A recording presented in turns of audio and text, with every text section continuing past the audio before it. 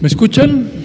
Buenas tardes, me da mucho gusto que estén con nosotros en este evento, Diálogo del RNA, los virus de RNA. Como ustedes saben, son uno de nuestros microorganismos más importantes en el contexto de diferentes enfermedades. Entonces, me da mucho gusto estar presentando a mi colega, mi amiga Susana López, la doctora López. Yo conozco a Susana desde hace mucho.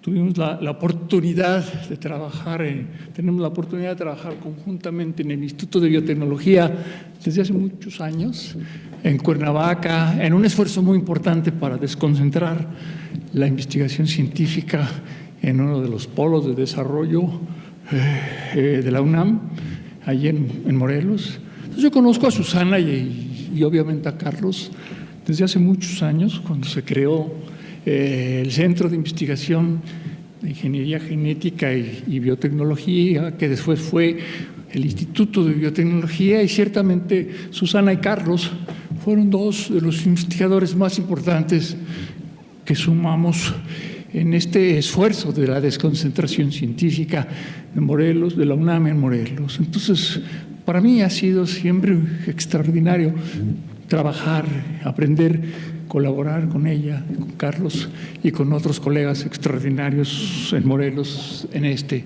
esfuerzo.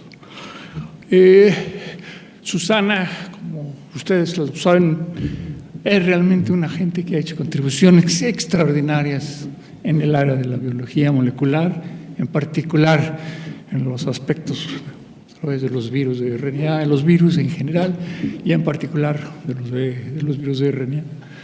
Ciertamente su trabajo con Carlos Arias en rotavirus ha sido seminal y han hecho contribuciones extraordinarias para entender de manera muy importante, muy fina, los mecanismos involucrados, desarrollados por el virus en los procesos de infección. Entonces, yo siempre he aprendido de Susana y de Carlos en este esfuerzo extraordinario de entender la biología a nivel molecular, porque este es parte del esfuerzo que hacemos en el Instituto de Biotecnología, la biología molecular, a nivel molecular, ver cuáles son las moléculas que tenemos y cómo interaccionan estas moléculas con los organismos patógenos y en particular con los virus. Entonces, Susana realmente tiene una gran cantidad de contribuciones, un número muy importante de publicaciones en esta área de la biología molecular, en esta área de los rotavirus, de los virus en general. Y diría sencillamente, bueno, que ella es miembro del Sistema Nacional de Investigadores, es también PRI-DD, el nivel más alto en la UNAM, tiene un número muy importante de reconocimientos y ciertamente apoyos muy importantes para su trabajo, como la beca Howard Hughes, conjuntamente con Carlos desde hace tiempo, para ayudar, para apoyar este esfuerzo. Son de los pocos investigadores en México que tienen este tipo de apoyo, Howard Hughes, para desarrollar su trabajo, y lo han tenido desde hace mucho. Entonces, con esto digo de alguna manera muy clara que se le reconoce a nivel internacional, los diferentes colegas, los diferentes grupos, sus extraordinarias e importantes contribuciones. Entonces, yo aprendo de ella, aprendo de Carlos, aprendo de otros colegas a nivel del entendimiento de los organismos, de los microorganismos a nivel molecular. Estoy seguro de que vamos a aprender, vamos a disfrutar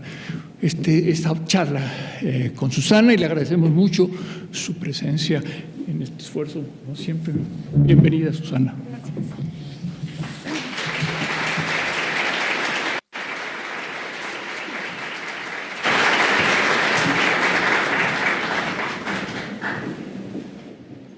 Buenas tardes, muchas gracias.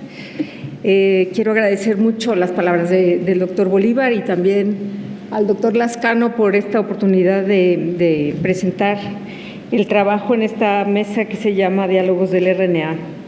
En esta ocasión les quiero platicar una variante de los diálogos del RNA, que son los virus de RNA. quiero platicar con ustedes un poco acerca de los virus de RNA. Espérenme tantito. Gracias.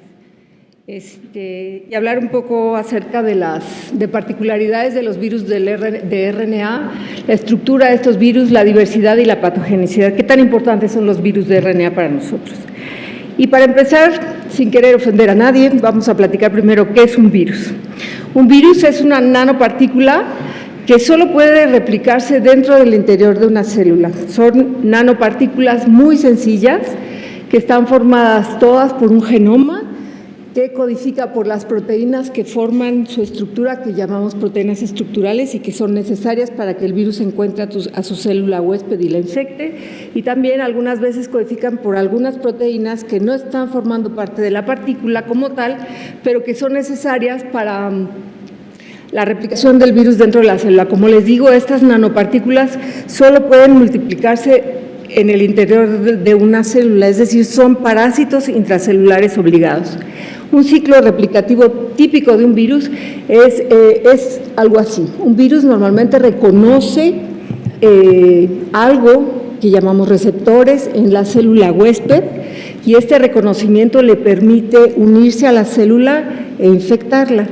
Déjenme decirles que los virus son los microorganismos más abundantes en el planeta y existen virus para todos los seres vivos, plantas, animales, de todos los tipos de vertebrados, insectos, etcétera.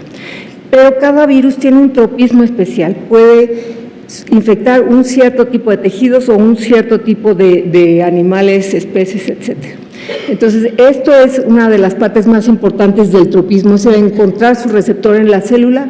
Posteriormente, los virus pueden entrar a la célula ya utilizando mecanismos que la célula normalmente usa para otras cosas, y dentro de la célula los virus empiezan a producir sus RNAs que van a ser traducidos. Justamente esto es lo que los hace ser parásitos intracelulares obligados. Los virus no cargan con ellos ningún elemento necesario para la traducción de sus RNAs. Dentro de la célula, pues, transcriben sus RNAs, usan toda la maquinaria de la célula para traducir sus proteínas, y una vez que se junta una masa crítica de proteínas, el RNA o el genoma del virus empieza a replicar y se forman nuevos virus que salen de la célula y infectan otras células. Este es un ciclo típico de cualquier virus con variantes de cada tipo de virus.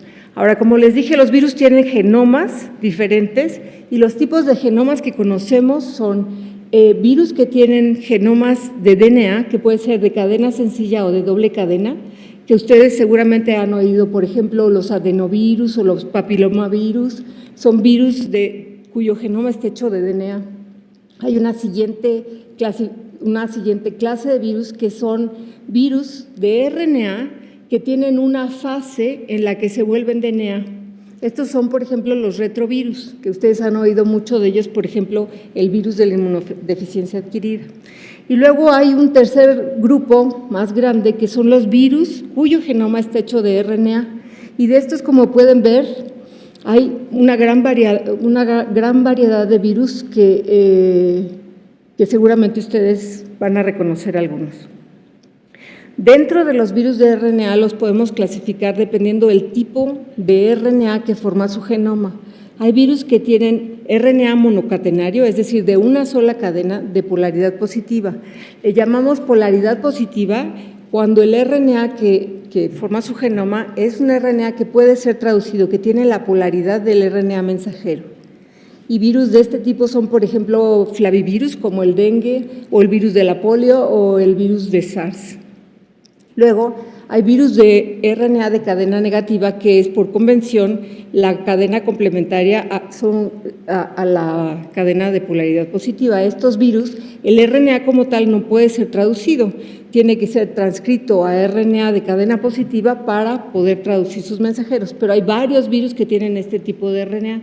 Por ejemplo, el virus de influenza, el virus de ébola o el virus de la rabia.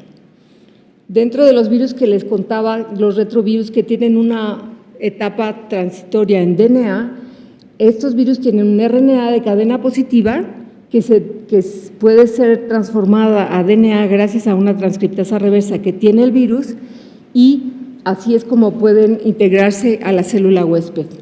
Y el último tipo del que hablamos es virus que tienen un RNA, su genoma está formado por RNA de doble cadena, y el más típico de estos virus que ustedes conocen es el rotavirus, que es un virus que causa diarrea. Bueno, lo que es interesante y por lo que vamos a hablar hoy de virus de RNA es que justamente estos virus, los virus que tienen como genoma RNA, son los más abundantes dentro de todas las familias de virales. Si ven, todos estos virus son virus que se han encontrado en vertebrados, pero aún estudiando el número de familias que hay en distintos otros organismos como plantas, invertebrados, bacterias, etcétera, el grupo de los virus cuyo genoma es de RNA es el más abundante, a diferencia de los virus que tienen genomas de otro tipo.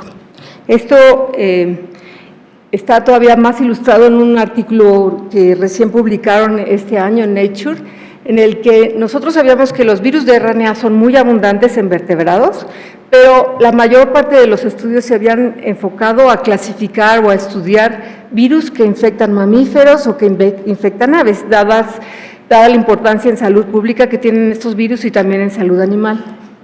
En este estudio lo que hicieron fue estudiar aproximadamente 200 diferentes animales representativos de las distintas ramas del árbol que representan los vertebrados, desde los peces sin quijada hasta los mamíferos, y dentro de cada grupo de estos animales buscaron qué virus había, y encontraron que pudieron descubrir 214 nuevos virus de vertebrados, y lo más bonito que encontraron es que estos virus han coevolucionado con su huésped, de manera que los primeros virus que han aparecido en esta filogenia son los virus que infectan peces y que llevan más o menos 500 millones de años de evolución y han ido evolucionando con sus huéspedes, una cosa que nosotros no nos imaginábamos. Este estudio está recién publicado y nos habla de que los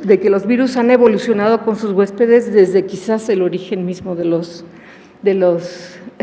huéspedes. Por otro lado, ¿por qué son tan abundantes los virus de RNA? ¿Qué tienen en común los virus de RNA? Pues independientemente del ciclo que utilicen para infectar a su célula huésped, si ustedes piensan en el tipo de genoma que tienen los virus, es de RNA y requieren a fuerzas para replicarse, de copiar ese RNA en otra cadena de RNA. Eso requiere de una enzima que normalmente las células no tienen, que es una RNA polimerasa dependiente de RNA. Todos estos virus, independientemente si son de cadena positiva, negativa o doble cadena, codifican por una proteína que es una RNA polimerasa dependiente de RNA. Se ha estudiado mucho esta polimerasa y tiene una estructura muy, muy típica, que es como la palma de una mano, en la que ven el dedo gordo, la palma de la mano y los dedos en esta imagen. Esta estructura es muy conservada entre todos los virus que tienen RNA polimerasa dependiente de RNA, y esta polimerasa tiene una particularidad muy especial. A diferencia de las polimerasas de DNA que conocemos, que funcionan para todos los organismos, esta polimerasa no tiene una actividad de edición. Es decir, normalmente las polimerasas que replican el DNA, las DNA polimerasas, polimerizan el DNA, pero tienen una actividad que edita. Cuando hay un error, cortan esa cadena que tiene un error, que copió erróneamente, y la vuelven a sintetizar, de manera que tienen su prueba de lectura. Las RNA polimerasas no tienen esa actividad, solo polimerizan, y eso conlleva a que cometen muchos errores. De hecho, sabemos que los virus de RNA son de los microorganismos o son de los microorganismos que tienen una tasa de mutación más alta. Llegan a tener una en 10.000, hay un error en cada 10.000 pares de bases del genoma. Eso quiere decir que hay una altísima variabilidad, una altísima tasa de error en los virus de RNA. ¿Y eso qué quiere decir? O sea, finalmente eso es contraproducente. Pues en realidad no es contraproducente. Lo que hemos encontrado, bueno, que se ha descrito desde los finales de los años 70, es que los virus de RNA, en general todos los virus, no están formados por una secuencia, sino que son en realidad una población de secuencias, una constelación de todas las posibles variantes de un genoma, que cuando se seleccionan en ciertas condiciones podemos tener una secuencia representativa, pero que el universo de secuencias que representa un virus es todas las posibilidades que no estamos viendo normalmente porque los estamos estudiando en ciertas condiciones, pero esa variabilidad, le da a los virus la oportunidad de adaptarse a muchísimos sistemas biológicos, ¿no? Les da toda la variabilidad posible. Si bien en un cierto momento se selecciona una población, existen en esa población variantes que ante un cambio de huésped, ante un cambio de clima, ante un cambio de lo que sea, pueden seleccionarse variantes que pueden crecer. Eso le da una adaptabilidad enorme a los virus de RNA, mientras que cuando tienes menos mutaciones, menos variabilidad en el genoma, tienes una menor adaptabilidad. De hecho, hay experimentos en los que han hecho, por ejemplo, el poliovirus, que les dije que es un virus de RNA, han seleccionado poliovirus que tienen una RNA polimerasa dependiente de RNA que no comete errores, y esos virus bajan su adaptabilidad tremendamente y puede uno perder la población de virus porque ya no hay errores o ya no hay variantes que les permitan adaptarse a los virus a distintas condiciones de crecimiento. Entonces, esta es una de las explicaciones por las cuales los virus de RNA son tan abundantes, ¿no?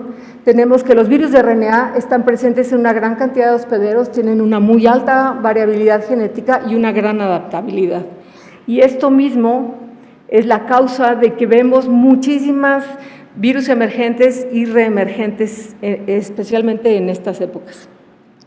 Estoy segura de que todos ustedes han oído hablar de los virus emergentes porque los tenemos en el periódico todos los días. Seguramente han visto fotos de este tipo cuando tuvimos la epidemia de SARS hace muchos años, pero también tuvimos la pandemia de influenza H1N1 en el 2009, más recientemente una epidemia de chikungunya que fue muy sonada, y ahora desgraciadamente tenemos otra vez noticias de que hay ébola, que es otro virus de RNA en África. El año pasado hace 2 años tuvimos toda una epidemia de Zika que también fue muy importante. Estos son los virus emergentes, esta es la consecuencia de esa variabilidad, de esa adaptabilidad de los virus, y por eso tenemos mucho interés en estudiar los virus de RNA. ¿Qué son los virus emergentes? Los virus emergentes son agentes causales de una infección nueva o no conocida previamente. En realidad, este término de emergentes recién se empezó a usar en 1990, pero en general los virus emergentes no es que sean virus nuevos que recién aparecen, son virus que están causando quizás infecciones que antes no conocíamos, pero los virus han estado ahí presentes. De hecho, las enfermedades emergentes las empezaron a ser aparentes desde hace 11,000 años, cuando floreció la agricultura y entonces aumentó la concentración de personas en un cierto lugar. Las infecciones se dan gracias a contagio persona a persona, entonces empezamos a tener enfermedades emergentes desde que hubo concentración de personas. De hecho, es muy interesante ver que las infecciones emergentes han tenido un profundo impacto socioeconómico en nuestra historia. Por ejemplo, si ustedes piensan, Hernán Cortés fue capaz de conquistar Tenochtitlán no gracias al gran número de soldados que trajeron, en realidad eran muy poquitos soldados pensando en toda la población que había en México. Lo que trajeron, además de unos pocos caballos y unas pocas armas, fueron virus como varicela y viruela y salmonella typhi, para lo cual la población mexicana nunca había sido expuesta, entonces se infectaron muchísimas personas. En realidad, si ustedes se acuerdan, lo que diezmó a la población y por lo que pudieron ganar los españoles, conquistar los españoles México, fue por las infecciones que trajeron, porque fue esta llegada de virus nuevos a una población totalmente no expuesta a esas infecciones. Otra infección muy importante fue la influenza en 1918, que le llaman la influenza española, que no tenemos números, pero se calcula que mató más o menos 50 millones de personas en esa época. Si se imaginan 50 millones de personas en 1918, fue una buena parte de la población del mundo. y se favoreció mucho porque estaba habiendo muchas guerras en ese tiempo, la Guerra Civil Española, la Primera Guerra Mundial, y la gente, los soldados estaban hacinados en barracas y eso favoreció muchísimo el contagio entre muchas personas, ¿no? Otra epidemia interesante que cambió muchos de los conceptos de educación sexual, por ejemplo, es la epidemia que descubrimos de HIV, que se descubrió en 1981. Desde entonces tenemos una manera muy diferente de ver las cosas, de educar a los niños, por ejemplo, ¿no? Más recientemente, la epidemia de 2009 de H1N1 nos llevó a contemplar lo susceptibles que somos. Afortunadamente no llegó a pasar nada en esa epidemia, pero sí nos alertó de que si hubiera sido un virus mucho más severo, estaríamos en serios problemas, y eso alertó mucho a los sistemas de salud de todo el mundo de estar muy pendientes en vigilancia epidemiológica para no permitir que se expandan este tipo de infecciones. Bueno, ¿qué causa las infecciones emergentes? Una de las cosas que se ha visto es que hay un cambio en el rango de huésped del virus. ¿Se acuerdan que les dije que hay virus que infectan animales, cierto tipo de animales, personas, etcétera? Pues cambios en ese rango de huésped pueden causar una enfermedad emergente, y eso se da por la transmisión de virus de animales salvajes o domésticos a humanos. Es algo que se llama zoonosis. Normalmente los virus tienen sus huéspedes primarios que infectan un cierto tipo de animales, y puede haber, de hecho, hasta transmisión secundaria a otro grupo de animales. Pero cuando hay un brinco de un virus a infectar a una persona, eso es lo que nosotros llamamos zoonosis. Estos eventos son muy frecuentes. Zoonosis hay todo el tiempo. Normalmente la gente que manipula animales puede estar siendo infectada por un cierto virus. Puede ser que pase una infección asintomática o puede ser que sea muy severa y la persona muera, pero el problema serio es cuando de ese brinco, de esa zoonosis, empieza a haber adaptación del virus para infectar de persona a persona. El evento animal-humano no es tan raro, no es tan infrecuente. Lo que es afortunadamente poco frecuente es cuando una persona infectada empieza a ser contagiosa para otras personas, porque eso quiere decir que el virus se empieza a adaptar a humano, y eso es lo que ya empieza a causar enfermedades emergentes y pandemias. Bueno, ¿y por qué ahora vemos más? O sea, ¿por qué será que hay más información?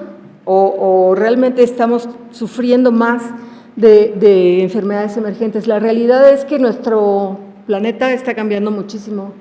Tenemos una sobrepoblación en la que estas imágenes no son extrañas de ver ya en muchas partes del mundo. También hay una tremenda globalización en la que bienes, personas, ideas, de todo puede viajar en muy poco tiempo alrededor del mundo. Hay cambios ambientales muy serios, por ejemplo, costumbres que antes no se tenían. Estas son cerros, no pueden ver a lo mejor bien, pero son cerros de llantas, porque hay lugares en Estados Unidos en los que almacenan llantas de todo el país para reciclarlas, pero se tienen este tipo de montañas de llantas en ciertos depósitos. Y bueno, esto lo pongo aquí para decirles que, por ejemplo, ustedes han oído muy claramente que hay una campaña de descacharrización en la que voltee su jarrito para que no crezcan mosquitos. Eso se ve que todo el mundo lo podemos hacer, ¿no? O sea, podemos no dejar que se acumule en una ollita o en una llanta en una casa, pero díganme ustedes cómo pueden controlar la humedad, los charquitos de agua que hay en estas toneladas de llantas. Esos son los problemas que están causando este tipo de cambios ambientales.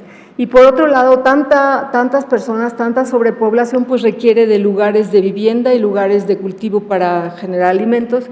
Eso da lugar a deforestación por un lado, y también da lugar a que las personas se introduzcan en hábitats que normalmente no estábamos acostumbrados a llegar. Hay mucho más contacto de personas con animales en zonas en las que antes no existían ese tipo de contactos, y eso nos puede llevar a nuevas zoonosis. Bueno, eso nos está llevando a nuevas zoonosis. Un ejemplo que es aterrador es, por ejemplo, el tráfico aéreo. ¿Cómo podemos controlar una epidemia cuando tenemos más de 100,000 vuelos al día haciendo esto en el mundo? En realidad, es un problema muy difícil de contender a través de medidas de que ya no entre nadie, ¿no? O que nadie viaje. En realidad, ¿cómo se puede controlar esto? No hay manera. Esas medidas no son prácticas para controlar un tipo de epidemia. Y como ejemplos de las epidemias emergentes que hemos tenido recientemente, pues estoy segura que ustedes han oído, bueno, hablamos ya de la influenza del 2009, tenemos dengue endémico en nuestro país y en varios países del mundo. Hay, por ejemplo, recientemente, seguramente han oído, no está aquí, pero hay una infección, hay una epidemia de Nipah, que es un virus del que vamos a hablar más adelante, en India, que antes no se había oído. En África hay un brote de ébola, y en Brasil no estaba bien Brasil, bueno, en Brasil ahorita hay un brote de fiebre amarilla. Eso solo por mencionar algunos de los virus que estamos viendo últimamente. Ahora, ¿cómo ocurre la zoonosis, ¿no? ¿Qué es lo que está pasando? Y para esto escogí dos ejemplos que son muy claros. Uno es los murciélagos, porque son agentes portadores de muchos virus, y les voy a dar algunos ejemplos. Y otro ejemplo es que los mosquitos son vectores de una gran familia de virus de RNA. Entonces, por ejemplo, para hablar del caso de los murciélagos son organismos muy importantes en la naturaleza, no cabe la menor duda, y son muy interesantes. Viven en colonias muy cercanos unos de otros, pero en enormes colonias en cuevas. Son muy sociales, entonces entre sí generalmente se consideran una sola población, que cuando uno de estos animales está infectado de algo, toda la colonia está infectada. Pero además los murciélagos son portadores de muchos virus y no se enferman, no padecen esas infecciones, solamente son transportadores de virus. Es muy interesante, y de hecho muchas personas están estudiando el sistema inmune innato de los murciélagos para entender qué es lo que les funciona para no infectarse. Pero, por ejemplo, aquí les voy a platicar de un brote de Nipah. Lo que pasó, esto fue en Malasia en 1998, y lo que pasó es que las granjas de porcícolas crecieron mucho y empezaron a invadir zonas en las que había árboles frutales de mangos. En esos árboles frutales normalmente los murciélagos iban a comer en las noches, comen y tiran fruta mordida o excretan, ensucian el piso. Y al día siguiente, o bueno, ese mismo día, los cerdos pasan por ahí y comen todo lo que se encuentran. Entonces, lo que sucedió es que se adaptó el virus a los cerdos y empezó a haber una epidemia de cerdos, y junto con esto, las personas que cuidaban esos cerdos se enfermaron, sufrieron esta enfermedad que causa una encefalitis muy severa. Hubo 105 muertes en un lapso muy pequeño. Aquí la gran salvación en realidad fue que en Malasia decidieron sacrificar 1 millón de cerdos para terminar con esa epidemia. Esa fue una medida muy radical, pero en realidad controló en ese momento la infección. El problema es que ahora tenemos el mismo problema en Kerala, en India, y están tratando de contener de alguna manera esta infección. No es claro todavía cuál es el vector que está infectando a las personas, pero ese es el tipo de infecciones que pueden causar los virus. La otra es el virus de ébola. Este es un virus muy severo, del 50 al 90% de las personas que se infectan se mueren, causa enfermedad hemorrágica, y lo que se ha visto es que su vector principal son los murciélagos. El problema es que igual los murciélagos están en contacto con animales de la selva, y en África existe la costumbre de comer animales de distintos tipos de caza, desde murciélagos hasta cualquier animal que puedan cazar. Y eso es entrar en contacto con carne infectada o comer carne infectada, y eso es lo que causa las epidemias bastante frecuentes en África. Y es todo a través de un virus que está siendo movido, por decir así, por murciélagos. Por otro lado, tenemos a los arbovirus, que es una familia muy grande de virus, que son virus muy interesantes biológicamente porque se replican tanto en mamíferos como en insectos. Tienen un ciclo de vida dual, son evolutivamente muy interesantes. Normalmente lo que pasa, este tipo de virus son transportados o por mosquitos o por garrapatas, y los que más están llamando la atención últimamente son estos dos tipos de Aedes aegypti y Albopictus. Normalmente lo que pasa es que el virus, al picar a una persona infectada, puede tomar la gotita de sangre infectada y el virus se replica en el tracto digestivo del mosco. Al siguiente piquete, cuando vuelve a picar a una persona, normalmente los virus inyectan junto un poco de saliva que tiene anticoagulantes y una serie de factores necesarios para poder extraer sangre. Y en ese momento es cuando infecta a su siguiente huésped. Entonces es una manera muy eficiente de transportarse de los virus. Y lo que normalmente pasa con estos virus es que viven su sitio selvático, tienen su hábitat en la selva, por ejemplo, en la que un cierto tipo de mosco transmite esta infección a primates no humanos y este es un ciclo selvático que normalmente existe en la selva. El problema es que al arribar seres humanos a este tipo de selvas pueden estar expuestos a piquetes por estos moscos y lo que ha sucedido en muchos casos es que el hombre infectado, una persona infectada en la selva viene a la ciudad o al pueblo y siendo infectado puede empezar a formarse un ciclo urbano en el que ahora otro tipo de mosquitos ya están transmitiendo esta infección.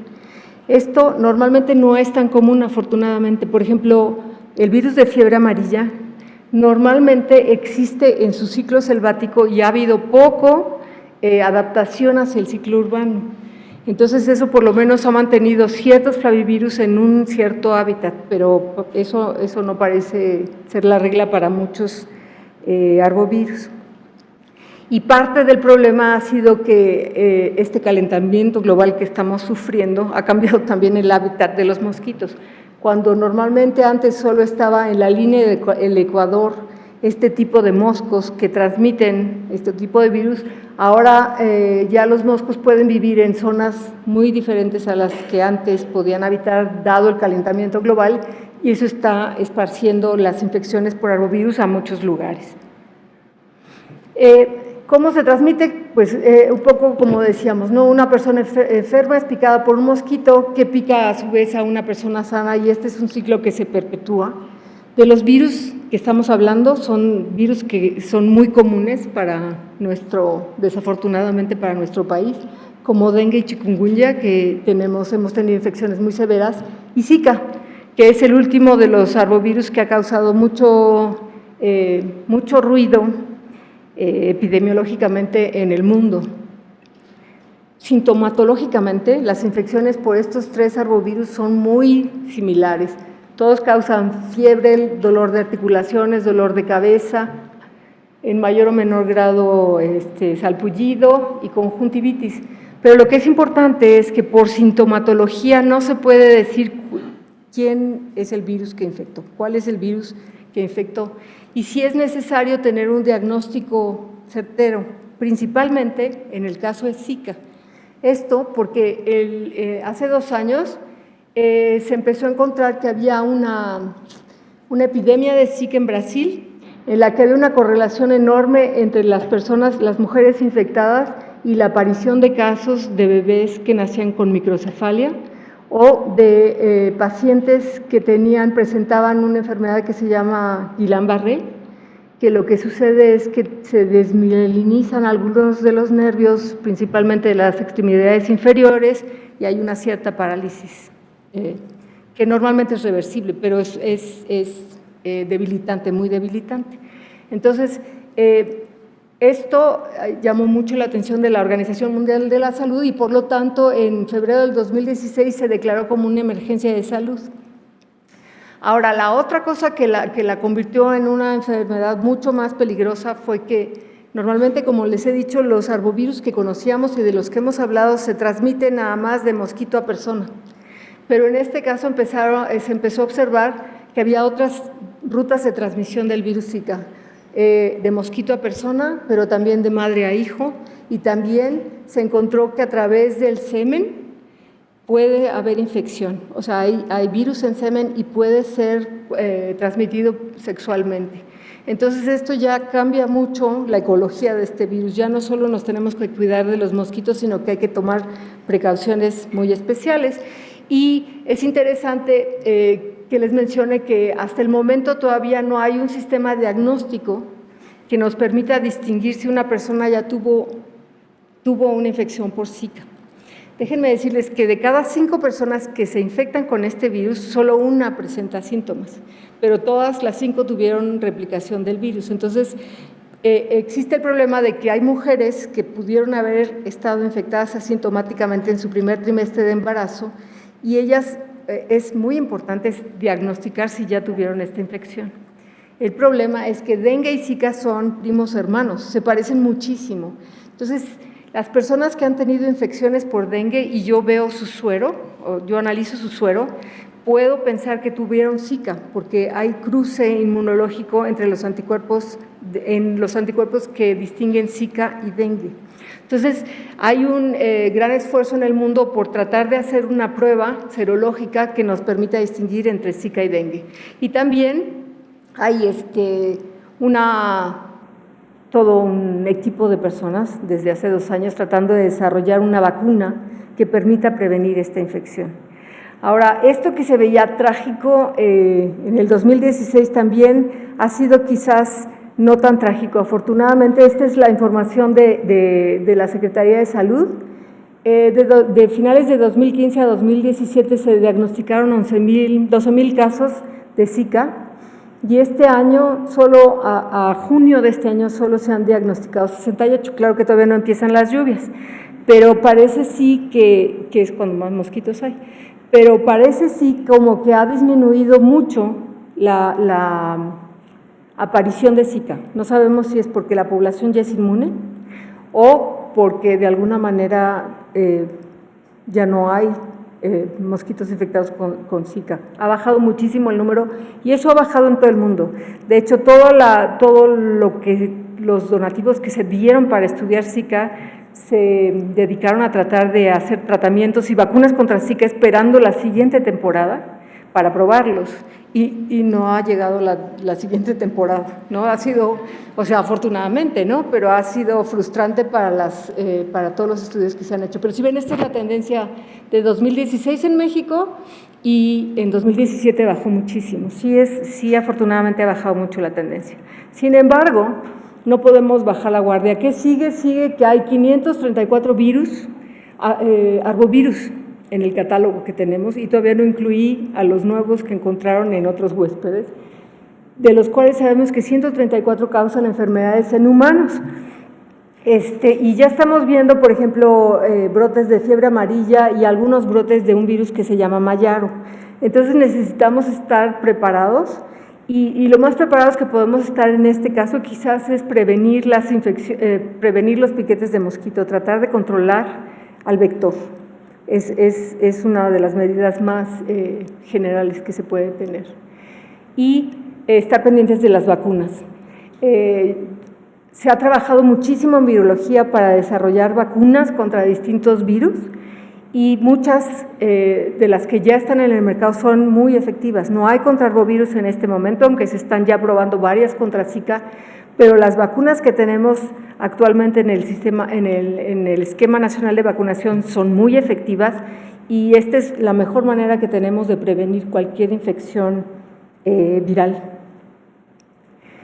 Por nuestra parte, nosotros, las personas que estudiamos virus en México, desde 2015 decidimos formar una red, la Red Mexicana de Virología, que está siendo apoyada por CONACYT, y la formamos investigadores de muchas universidades del país y de muchos institutos de investigación, en el que nos hemos propuesto impulsar el desarrollo de la virología en nuestro país. Como ven, y como espero haberles convencido, es un problema que va a seguir aumentando, el de enfermedades virales emergentes, y pensamos que tenemos que fortalecer la investigación, la formación de recursos humanos, el desarrollo tecnológico y la divulgación de la virología en nuestro país. Así es que cualquiera de ustedes que esté interesado, tenemos una página de internet, tenemos una página de Facebook y Twitter, en el que hacemos divulgación y toda la información que tenemos de virus la podemos pasar también. Se organizan cursos en nuestra red que están abiertos a todo el mundo. Y para ustedes hay varios mensajes para recordar. Las enfermedades virales son serias y más vale prevenir que lamentar. ¿Y cómo nos podemos cuidar? pues es a través de vacunas. Las vacunas son muy útiles, a través de protección, mosquiteros, repelente, no exponernos a los mosquitos, higiene, ¿no? Como limpiarnos la nariz, como toser cuando hay gripa, sentido común, ¿no? O sea, esto se necesita sentido común para prevenir muchas cosas, muchas infecciones virales. Y bueno, por mi parte eso es todo, muchas gracias y estoy lista para preguntas.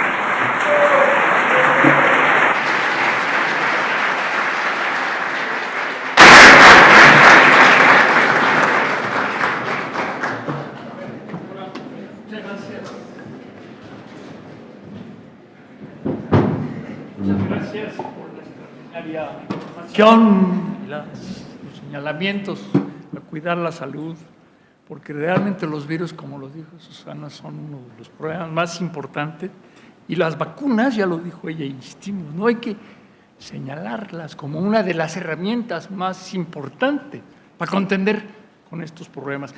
Lamentablemente las vacunas están siendo en algunos lugares evitadas y se está incrementando, ¿no?, la aparición de enfermedades tanto virales como microbianas. Entonces, eso yo sí quería hacer este punto y además abrir pues la discusión para que pudieran, Susana, contestar preguntas.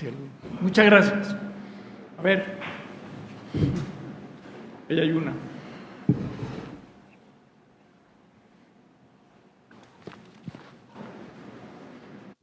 Yo estoy investigando algunas cosas del crimen organizado y uno de mis capítulos de un libro que estoy por editar, hablo de un capítulo donde hago mucho énfasis en el sentido común.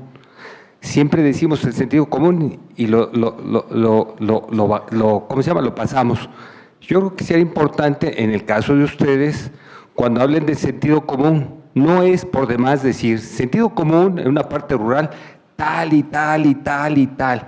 En una zona urbana, tal y tal y tal. En una zona, no sé, tal y tal y tal. Dentro, eso sería el complemento, porque si pasamos el sentido común, todo el mundo lo pasa por aparentemente comprendido. Entonces, es un tip que les doy. ¿Quieres irla contestando, Susana, de una vez? ¿No? Sí, muchas gracias. Desafortunadamente el sentido común es el menos común de los sentidos, ¿no? Entonces sí vale la pena como que dar las líneas de lo que queremos decir por sentido común. Y hay otra. Gracias. Buenas tardes. Recordando el caso de Malasia, que se sacrificaron más de 1 millón de cerdos, yo tengo una distribuidora de pollo y hemos estado pasando terribles problemas porque la gripe aviar volvió a caer, se sacrificaron millones de pollos también. Y pues está mutando el virus y eso tenemos un gran problema, incluso para el aspecto de alimentación. Se subió el precio terriblemente como nunca. Entonces, este es otro caso aquí en México actualmente. Gracias. Sí, yo sé que hay muchos problemas y hay vacunas, ¿no? Pero sí es como la influenza de personas. Hay que estar vacunando continuamente. Yo creo que, o sea, sé que es caro para las granjas, pero es la mejor manera de proteger es a través de vacunación. Lo malo es cuando no son vacunadas algunas granjas vecinas y entonces pueden tener cercanía con virus, con animales no vacunados. Pero sí, sé que es un problema serio iba a decir la cultura de los pollos, pero no. Las granjas. Las granjas. Ahí hay otra. Buenas tardes. Buenas tardes. Disculpe, con respecto, algunos virus se alojan en cierto tipo de células, por ejemplo el herpes en ciertos nervios causando lesiones posherpéticas y el virus del VIH en ciertas células inmunitarias. Entonces quisiera saber si desde algún punto de vista la manipulación genética de ciertos virus pueda ir enfocada hacia el ataque o la reserción de ciertas células tumorales por factores o marcadores tumorales. Y si es posible o si se está investigando o algo así. Sí, eso que dices de que los virus infectan diferentes células es lo que llamamos tropismo. Cada virus infecta a un cierto tejido, ¿no? Todavía no conocemos tan bien a los virus como para manipularlos genéticamente y dirigirlos a distintos lugares.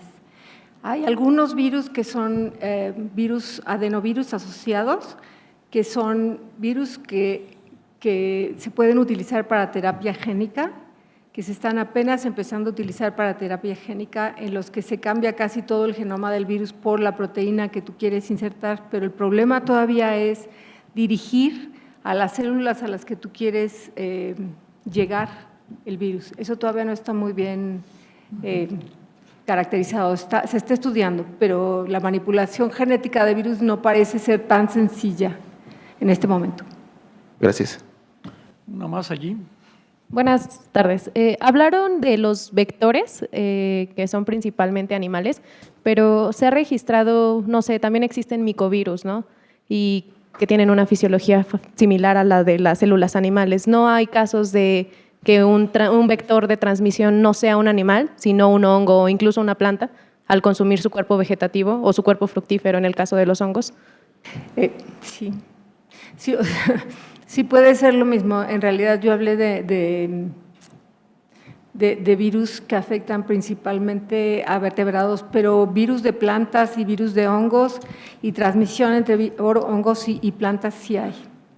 Pero sí, pero no hablé de nada de eso, sí existe. Gracias. Allá atrás. Hola, buenas tardes. ¿Se tiene una política pública internacional, por ejemplo, en el caso de las exportaciones de alimentos, de animales? O sea, me queda claro que debe de haber un control, ¿no? Y un manejo. Pero en las políticas internacionales sobre supervisión, por ejemplo, de semillas que llegan a importarse o exportarse, ¿se tiene un control y participa, en este caso, un virólogo? Ese es mi lado flaco. No, en general yo sé que hay control de semillas en cuanto a infecciones por hongos, pero por virus no estoy segura de que haya transmisión de virus por semilla. Pero la verdad es que, una disculpa, no tengo experiencia en virus de plantas. Aquí en el centro. Gracias. Buenas tardes. Hablaba usted de que un vector, por ejemplo, en el caso del virus del Zika, chikungunya y el dengue, este vector puede tener los 3 virus a la vez y en caso de ser posible, ¿qué factores intervienen para, digamos, decidir cuál es el virus que va a infectar al humano, por ejemplo? Yo no estoy segura de que se haya documentado que un mismo mosquito pueda tener los 3 virus al mismo tiempo. O sea, sí puede haber infecciones dobles, o sea, sí está documentado de personas que han tenido dengue y chikungunya al mismo tiempo, pero lo que no sé es si la picaron muchos mosquitos o un mismo mosquito le transmitió los dos. O sea, los estudios de mosquitos en general no se hacen de mosquito en mosquito, que se pueden hacer, pero en general la información que tenemos es de que tú coleccionas un montón de mosquitos y ves qué virus hay ahí. Entonces puedes estar mezclando mosquitos que tengan 2 virus, ¿sí? No sé de casos de que se sepa que un mosquito tiene los 3 virus. Gracias allí. Hola, buenas noches. Mi pregunta es la siguiente. Se nos habla de que los virus son patógenos, pero ¿todos los virus son patógenos? ¿No habrá virus que ayuden a digerir mejor la comida, aprovechar mejor los nutrimentos? Esos no sé. O sea, esos de que te ayuden a aprovechar mejor la comida, no sé. Pero sí hay algunos virus que favorecen el crecimiento de ciertos líquenes. Por ejemplo, hay poquitos ejemplos, porque a lo mejor no los hemos estudiado mucho, de virus que están favoreciendo a su huésped. Son los menos, quizás porque los hemos estudiado lo menos, pero sí hay toda una corriente de virólogos que quiere demostrar que no todos los virus son malos. A ver, una aquí, luego Antonio. Hola, sí creo que más o menos con respecto a esa pregunta, más o menos va por ahí. Me parece muy interesante esto de que los virus están coevolucionando con cada uno de sus huéspedes desde hace millones de años. Entonces eso puede indicar que hay un rol muy importante en los virus en la naturaleza. Y a lo mejor aún estamos muy en pañales de comprender cuáles son esos roles, pero sí hay hipótesis de que podrían ser, o sea, reguladores de poblaciones. Entonces, ¿no podría ser también una respuesta a la sobrepoblación de la humanidad que estamos viendo todo esto? Sí tienes razón, apenas conocemos la puntita del iceberg. O sea, en realidad, ahora que se están haciendo estos estudios de secuenciación masiva en la que, como el estudio que les enseñé de que están encontrando muchos nuevos virus en animales que no se habían buscado, ellos mismos, los del estudio, reconocen que solo buscan lo que ya conocemos. O sea, solo podemos decir, este virus pertenece a esta familia. Pero hay un montón de secuencias que no se alinea o que no tienen homología con ninguno de los virus que conocemos y que pueden ser otro tipo de virus que no conocemos, y ahora hay muchos institutos completos que están tratando de hacer algoritmos para predecir nuevos virus, que aunque no los hayan reportado, estas secuencias son virales, por decirlo así. Lo de las poblaciones no me quedó muy claro, creo que no. El doctor Lascano, gracias. Nada más un comentario de un ejemplo espléndido, realmente espléndido, de un virus que ha jugado un papel importante en la evolución. Y es, todo el mundo sabe que las mitocondrias alguna vez fueron bacterias de vida libre y entraron por endosimbiosis a un hospedero que luego se convirtió en las células nucleadas o eucariontes. La polimerasa que ayuda a formar, a expresar los genes de la mitocondria es una polimerasa viral, es homóloga a la del fago T7, un virus que infecta bacterias, lo cual quiere decir que nosotros no podríamos estar respirando, no podríamos estar haciendo ciclo de Krebs si el ancestro de nuestras mitocondrias no hubiera sido infectado por un virus. No sabemos en qué orden ocurrieron las cosas, no sabemos si entró una bacteria que ya estaba infectada por un virus, no sabemos si cuando la bacteria estaba dentro llegó el virus, sabemos que el hospedero no estaba infectado porque era una arquea, y estos no tienen virus o sea, son distintos los virus. Pero allí es fascinante porque es un ejemplo clarísimo de cómo llevamos en nuestro propio genoma, por el lado de la mamá, por cierto, cómo llevamos las huellas de una infección viral sin las cuales no podríamos existir. Entonces, el Día de las Madres, lo que tienen que hacer es darle las gracias a su mamá por las mitocondrias y a los virus por haber permitido la integración de las mitocondrias a los eucariontes. Claro que sí. Gracias, doctor. Allá atrás, a la derecha. Sí, bueno, hubo al inicio de la conferencia algo que me pareció muy interesante, que se está tomando como concepto ya a los virus como nanopartículas. Sin embargo, también cabe recalcar que hay muchos virus que miden más de 100 nanómetros, ¿no? Pero por ahí va el comienzo de la funcionalización de virus, que en un futuro podrían ser estas nanomáquinas que muchos hemos soñado, como para poder dirigirlas a ciertos órganos. Falta mucho, yo sé que está en pañales, pero es algo muy, muy interesante y pues qué bueno que ya se esté tomando esto como concepto. Sí tienes toda la razón, o sea, sí hay virus gigantes. Ahora estamos empezando a encontrar los virus gigantes, ¿no? Pero la gran mayoría de los virus siguen siendo nanopartículas, que es la definición más acercada a un virus. Los virus gigantes también existen y cada vez estamos encontrando más, tienes toda la razón. Una más aquí a la izquierda, gracias. Gracias. Buenas tardes. En una parte del libro de Richard Dawkins del gen egoísta habla sobre la adaptabilidad de los genes y más bien se refiere como al gen como la unidad fundamental del egoísmo, pero los virus juegan en gran parte a favor del genoma que poseemos y gracias a la selección natural se han podido establecer parte del genoma de los virus. ¿Cuál es el porcentaje o qué parte de nuestro genoma viene de los virus? Pues una buena parte. No me acuerdo, ¿tú sabes el número? O sea, sí sabemos que tenemos muchos huellas de integración de muchos virus en el genoma humano. Lo que no me sé, ¿ustedes se saben los números? ¿20% del genoma? ¿No? Como alrededor del 5% del genoma humano tiene remanentes de genes virales,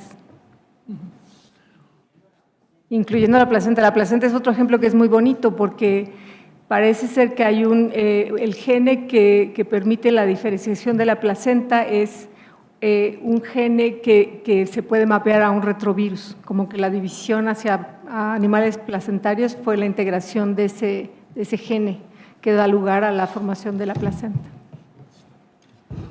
Completando la información, diría que además el 1% del genoma humano también tiene genes bacterianos y muchos de ellos son funcionales. Además de los mitocondrias, que son 40 y tantos, tenemos el 1% es de origen bacteriano y funcionan muchos de ellos, se transcriben y se producen las proteínas, o sea, no son secuencias que quedaron ahí atrapadas y no son funcionales.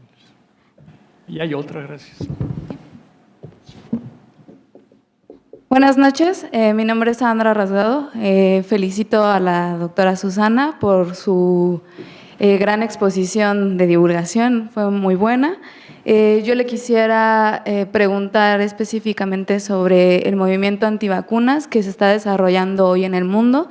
Me parece que es un tema muy preocupante para la ciencia, para los que nos desarrollamos en este medio y sobre todo como para toda la población en general, ¿no? Porque Texas hoy es el epicentro de un movimiento antivacunación y parece ser que más de 50,000 niños no están siendo vacunados y no solo en Estados Unidos, ¿no?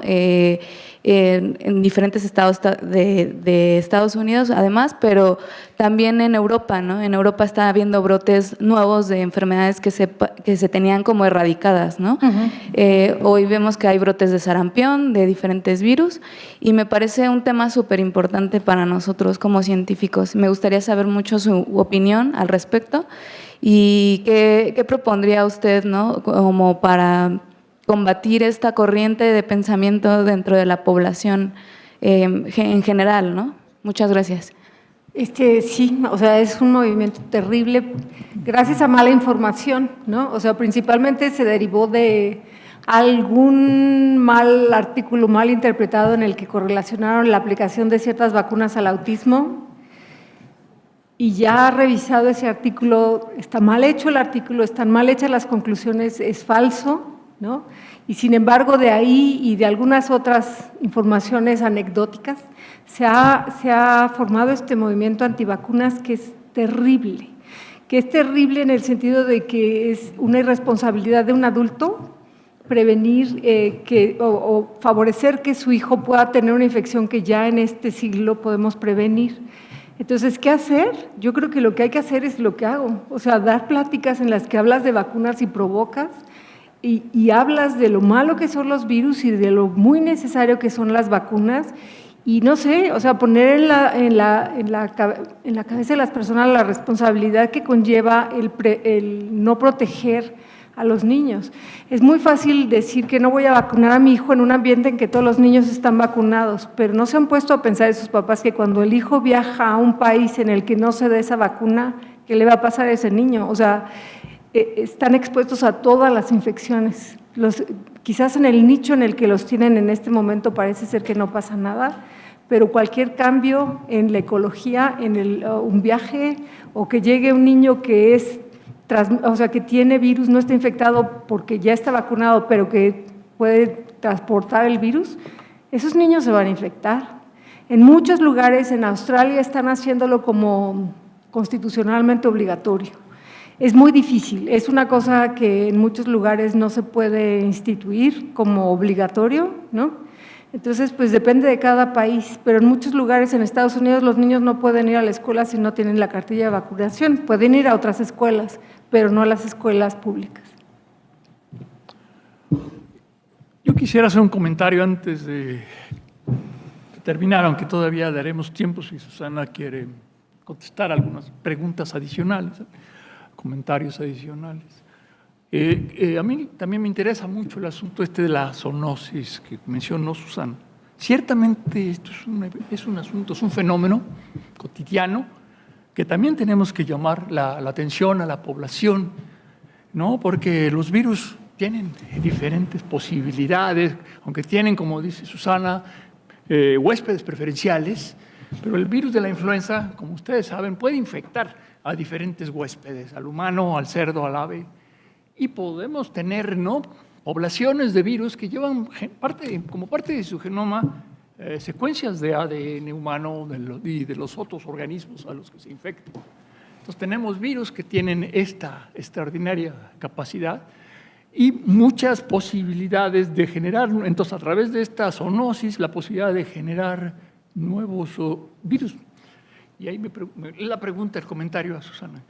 ¿Tú crees que algunos de los nuevos virus, estos que se llaman emergentes, aunque también tú señalabas pues que las poblaciones allí están y las polimerasas están generando las mutaciones, pero también en este ejemplo de que puedes tener una célula pues, de ave infectada por varios virus, ¿no?, de influenza, y ahí puedes tener recombinaciones, puedes tener nuevos fragmentos de ADN, perdón, de ARN, con características nuevas, y algunas de estas nuevas enfermedades emergentes, no las otras que se pueden ir generando, como decías, simplemente por la mutación, sino en este caso de estos virus que tienen genomas compuestos por más de un fragmento, algunas enfermedades pueden ser recombinantes de algunas de estas opciones.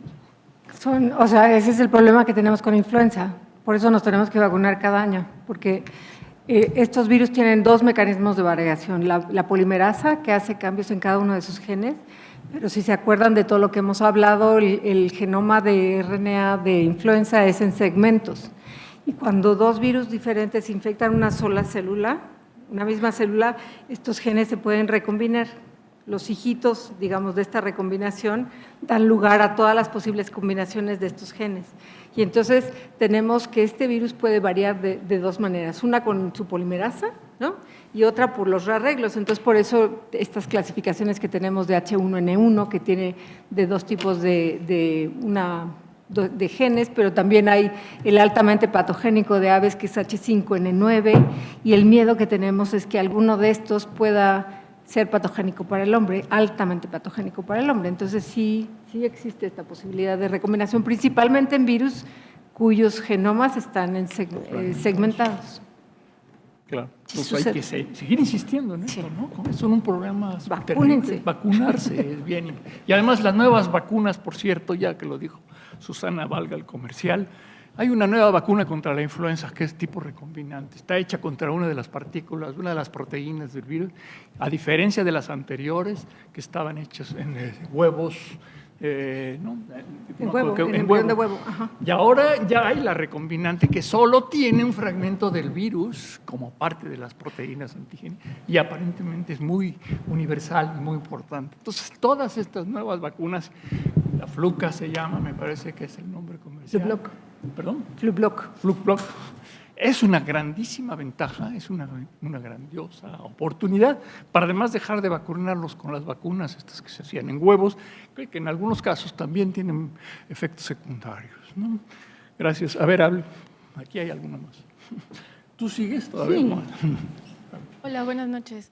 Mi pregunta es, con base a su experiencia, ¿cuál podría ser su recomendación para tener una fusión en políticas públicas respecto a salud? Por ejemplo, se hacen estudios de sostenibilidad financiera para cubrir tratados internacionales en áreas naturales protegidas, pero ¿cómo podríamos fusionar estas políticas públicas y cumplir con esos tratados internacionales cuidando la salud de las comunidades de esas áreas naturales protegidas sin alterar sus usos y costumbres?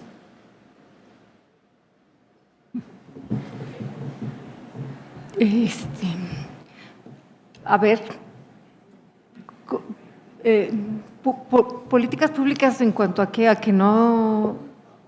Ajá, para proteger la salud de estas personas, porque simplemente se está estudiando políticas públicas, cumplimiento de políticas públicas, pero en cuanto a sostenibilidad financiera y cumplir estos tratados internacionales, pero estamos dejando el hueco en cuanto a el derecho a la salud. Bueno, yo tengo entendido que la Secretaría de Salud trata de llegar a todas las comunidades y la política de salud pública es muy buena. La cobertura de vacunas, por ejemplo, es gratuita y se distribuye en la mayor parte del país, por ejemplo, ¿no? Que son las vacunas a las que tenemos acceso todos, gratis. O sea, eso hace una diferencia enorme, el que las vacunas que están en el Plan Nacional de Vacunación sean gratuitas, garantiza que todos los mexicanos tengan acceso a ellas. Antonio, tú también, el doctor Lascano, primero. Pues perdón, ya, no me di cuenta. Yo voy a decir algo que a lo mejor políticamente no es correcto, pero que estoy seguro coincido con la doctora López Charretón y con el doctor Bolívar. Hay que tener mucho cuidado con el asunto de usos y costumbres, porque, por ejemplo, no se olviden que en Chiapas, por usos y costumbres en algunas comunidades, cambian a las niñas de 13 años por unas cajas de cervezas y 5,000 pesos. Y no se olviden que en Oaxaca, por usos y costumbres, no han permitido que las mujeres que son democráticamente electas ocupen los puestos de alcaldes de la comunidad. Y no se olviden que por usos y costumbres, la Iglesia Católica excomulgó a todos los que se vacunaban a principios del siglo XVIII, hasta que el Papa entendió la ventaja de las vacunas y decidió vacunarse él mismo.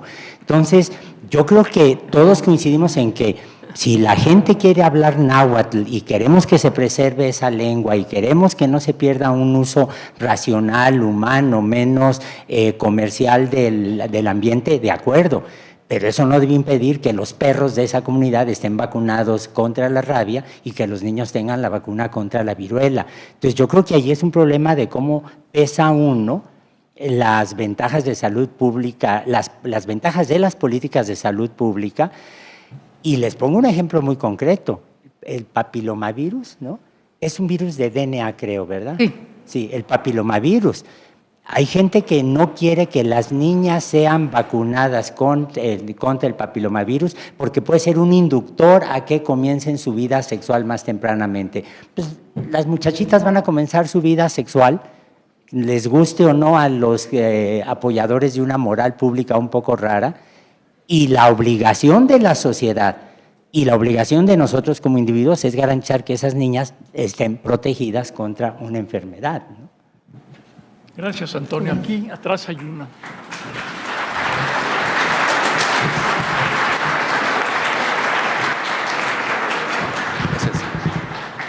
Y bueno, siguiendo o dando continuidad a esta serie de opiniones acerca de usos y costumbres, bueno, considero importante que independientemente de la escuela que imparta algún tipo de posgrado, ya sea maestría, doctorado, etcétera, considero importante que deban incluir en sus programas de estudio algún tipo de formación para precisamente dar pie a este tipo de divulgación científica y que sea accesible ya sea desde comunidades pequeñas que se encuentran en algún lugar en la sierra, en X estado, y también transmitir estos conocimientos de una manera digerida, quizás hasta creativa, hasta en zonas urbanas, porque solamente de esta manera podemos lograr una conciencia de prevención hacia, por ejemplo, campañas acerca de vectores. Por ejemplo, mencionaba la disminución de los diagnósticos en Zika, y yo lo considero precisamente porque la introducción de campañas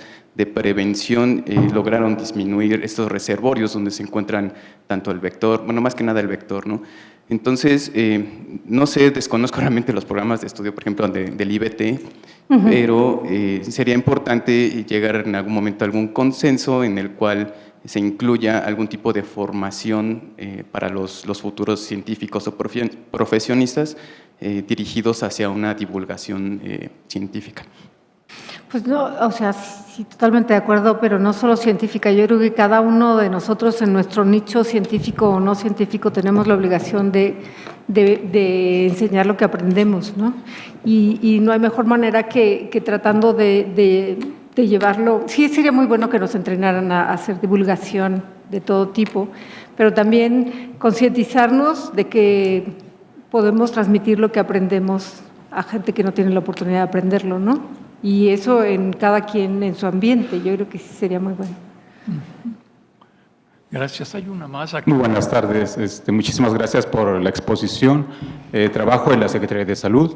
además soy docente y quisiera aunar un poquito sobre, tienen algunas dudas sobre la cobertura de vacunación y nuestro sistema de salud. Para que estén tan contentos y confiados en este país, la mayoría de las cosas políticas no son políticamente correctas. Pero créanme que nuestro sistema de salud es de los más robustos y fuertes y hay un problema increíble en este país.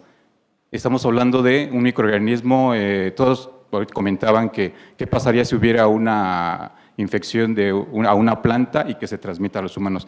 Hay una ventaja, la mayoría de los virus no son patógenos, son muy pocas las cantidades de virus patógenos y también bacterianos, ¿no? Pero en México no tenemos un instituto regidor de virología. El Instituto Nacional de Virología fue destruido al final del sexenio del presidente Ernesto Zedillo y en los inicios de Fox. Nuestro sistema de salud comprende 32 laboratorios estatales en una red y, por si no lo saben, dentro de poco, se le llama la región de las Américas, se va a eliminar completamente del país sarampión y rubiola. Los 3 casos que hubieron en México, de hecho yo soy el encargado del diagnóstico por PCR en Punto Final para la detección de sarampión y rubiola, se está logrando la eliminación y también en el virus de la polio. Entonces, si de algo tenemos que estar orgullosos, posiblemente sea de nuestro sistema de salud. Francia, no sé si muchos de aquí lo han de saber, tuvieron hace 2 años casos fuertes de un brote de salmonela y fue muy difícil la incorporación o la respuesta. A diferencia de nosotros, nuestra cobertura es demasiado amplia y créanme que se llega a los lugares más recónditos. Desgraciadamente, falta más por hacer. Políticamente estamos muy mal, de eso todos lo sabemos, pero en salud créanme que pueden estar seguros que estamos seguros de poder contar con vacunas gratuitas y todavía ya estamos incorporando, de hecho en el instituto se hacen demasiadas secuenciaciones. Les explico rápidamente. La secuenciación de los virus nos sirven para nosotros determinar el origen del virus, es la huella digital del microorganismo y saber hasta de dónde viene el origen. Los 3 virus que tuvimos en el país sabemos que venían de una importación, no tenemos virus endémico hasta la fecha y es muy importante el trabajo que se hace aquí en México. Muchas gracias. Gracias. A ver, una más allí y serían 2 más, ¿no? Gracias. 3. Gracias. Buenas noches. Perdón. Bueno, ¿qué tal? Muy buenas noches. Mi duda, la duda que le quiero hacer es con respecto a lo que se mencionó en un principio de que los virus son nanopartículas, ¿no? Cuando estaba llevando mis primeros cursos de bioquímica, se nos mencionaba que los virus están en una región limítrofe comprendida entre seres vivos y partículas que no tenían vida, ¿no? Y precisamente la duda concisa sería, para ustedes, en toda su experiencia con el manejo de estas nanopartículas, parecería que los virus tienen esa necesidad de replicarse, ¿no? Y usan de medio a un huésped y usan todas sus características para cubrir ese fin, ¿no? Y todo lo que estamos haciendo nosotros con la vacunación, con tratar de estar en menos contacto con estos virus, ¿usted cree que es beneficioso en general para la selectividad también de la vida humana, de la vida de los animales? O sea, ¿qué tanto nos puede perjudicar que nosotros nos alejemos de ese ADN viral para que se pueda recombinar con el ADN de todas las especies? Más que nada va por ahí esa pregunta.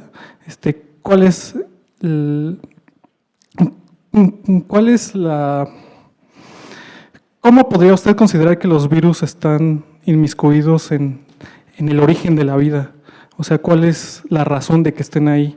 De que pertenezcan a este mundo, a este entorno, de que estén presentes en nuestro ADN, como ustedes decían. O sea, ¿cuál sería su origen y cuál sería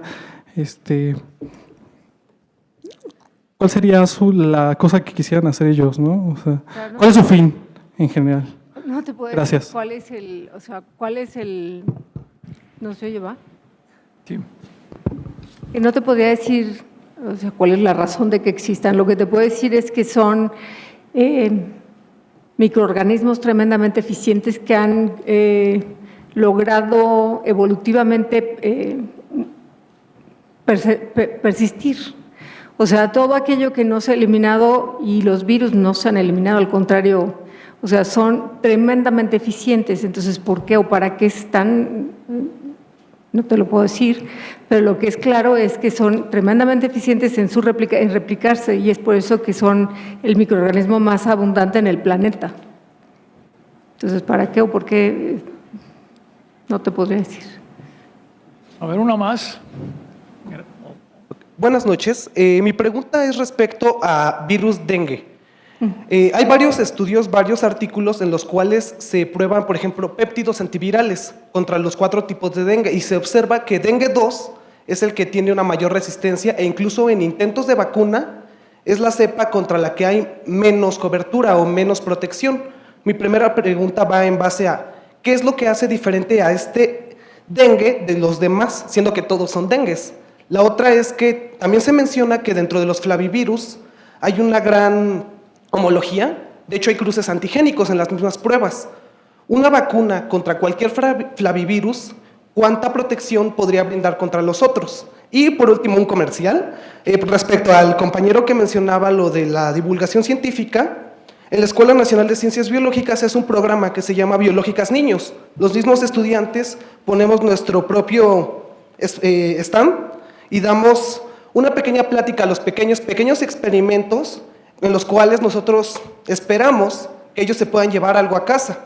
Y bueno, es un pequeño comercial a los que estén interesados en asistir. Generalmente se hace una vez al año, serán los siguientes meses, así que están invitados. Muchas gracias.